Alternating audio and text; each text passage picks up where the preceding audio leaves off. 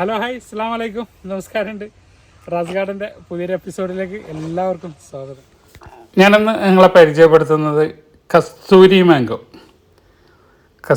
Mango എങ്ങനെയുണ്ട്, അത് കഴിച്ചാൽ എങ്ങനെയുണ്ട്, അത് വീട്ടിൽ വെക്കണോ, അതിൻ്റെ രുചി കാര്യങ്ങളൊക്കെയാണ് നിങ്ങളോട് പ്രതിപാദിക്കുന്നത്. അപ്പോൾ അതിൻ്റെ ചെറിയൊരു വീഡിയോ ആണ്. അപ്പോൾ ജസ്റ്റ് നമുക്ക് അതിൻ്റെ വീഡിയോയിലേക്ക് കിടക്കാം. കസ്തൂരി ബ്ലാക്ക് സ്റ്റോണിൻ്റെ പോലെ തന്നെ ഒരു മാങ്ങയാണ്. അതിൻ്റെ ലീഫൊക്കെ കണ്ടാൽ ഈ മാങ്ങ ഉണ്ടെങ്കിലും കൂടിയിട്ടും നമ്മളെ കുറേ കേടൊന്ന് പോയി കായ്ച്ച വന്ന് കുത്തി അവസാനമാണ് അത് കണ്ടത്. അങ്ങനെ കവറിട്ട് കൊടുത്തിട്ട് ഒരു 2-3 മാങ്ങ നമ്മളങ്ങനെ സേവ് ചെയ്ത് നിർത്തിയിരുന്നു. അപ്പോൾ 2 ദിവസം മുന്നേ വന്നെങ്ങാണ്ട് അണ്ണാനാണെങ്കിൽ എന്താ അറിയില്ല, അത് പണിയാക്കി പോയി.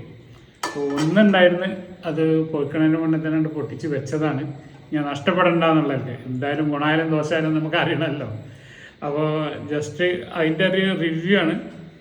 അപ്പോൾ ഞാൻ ജസ്റ്റ് ആ മാങ്ങ ഒന്ന് കാണിച്ചു തരാം. കൊണ്ടുവന്ന തൈ. അപ്പം ഇതാണ് ആ മാങ്ങ. നല്ല കളറാണ് ഉള്ളിൽ കാണുന്നത്. നല്ല നാരൊക്കെ ഉള്ള മാങ്ങയാണ്. ശബ്ദം കേട്ടില്ല നിങ്ങൾ? ഇതാണ് അതിൻ്റെ ഉൾഭാഗം. കസ്തൂരി സ്മെല്ല് അത്ര ഒരു നല്ലൊരു സ്മെല്ലൊന്നല്ല, അതറിയില്ല.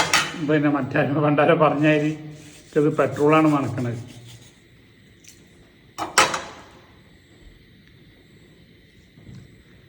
പെട്രോളിൻ്റെയും ഡീസലിൻ്റെ ഒക്കെ ഒരു സ്മെല്ലുണ്ടല്ലോ, അതാണിത് വരുന്നത്. പിന്നെ അതാണ് കസ്തൂരി മാങ്ങ. ജസ്റ്റ് അതൊന്ന് നിങ്ങളെ കാണിച്ചു തരാൻ വേണ്ടിയിട്ടാണ്. വലിയ സൈസൊന്നുമില്ല മാങ്ങ.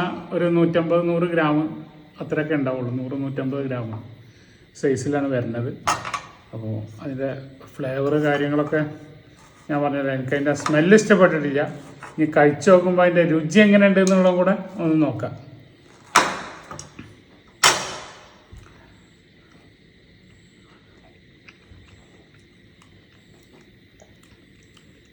മധുരമുണ്ട്, ഓവർ മധുരം ഒന്നും പറയാനില്ല.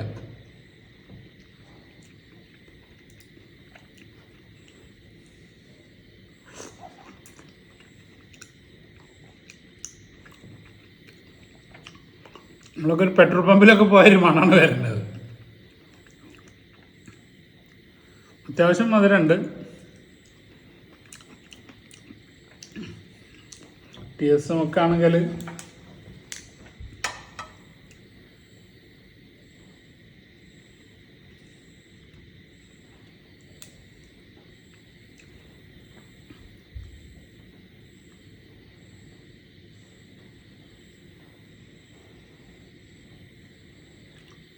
$16-17 ആ റേഞ്ചിലാണ് വരുന്നത്. കുഴപ്പമില്ലാത്തൊരു മധുരം തന്നെയാണ്. ഓവർ മധുരം ഇല്ലാന്നേ ഉള്ളൂ. അല്ല ഇങ്ങനെ തിന്നുകാണ്ടിരിക്കുക. ഞാൻ പെട്രോളിൻ്റെ ഡീസലിന് പറഞ്ഞിട്ട് നിങ്ങൾ ഇതാവൊന്നും വേണ്ടിട്ടാ. പക്ഷെ ഒരു പ്രത്യേക ഒരു രുചിയാണ്. ഈ മാങ്ങൻ്റെ രുചി അങ്ങനെയാണെന്ന് കണക്കൂട്ടിയാൽ മതി. അല്ലാതെ പെട്രോൾ ഇതിൽ കൂടെ കയറി പിന്നെ ഡീസൽ ഇപ്പുറത്ത് കൂടെ വന്നിട്ട് അങ്ങനെയൊന്നുമില്ല. നമുക്ക് ഫീൽ ചെയ്യുമ്പോൾ ഒരു പെട്രോൾ പമ്പിലൊക്കെ പോയൊരു സ്മെല്ല് പോലെ ഇങ്ങനെ തോന്നുന്നുണ്ട് തിന്നുമ്പോൾ.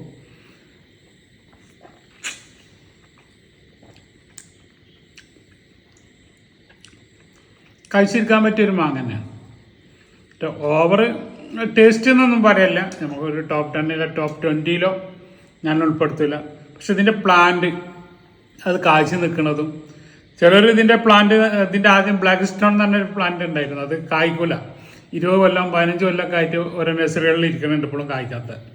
അത് ചിലർ കൊണ്ടുവച്ചിട്ട് തന്നെ ഇലൻ്റെ കാണാനുള്ള ഭംഗിക്കാണ്.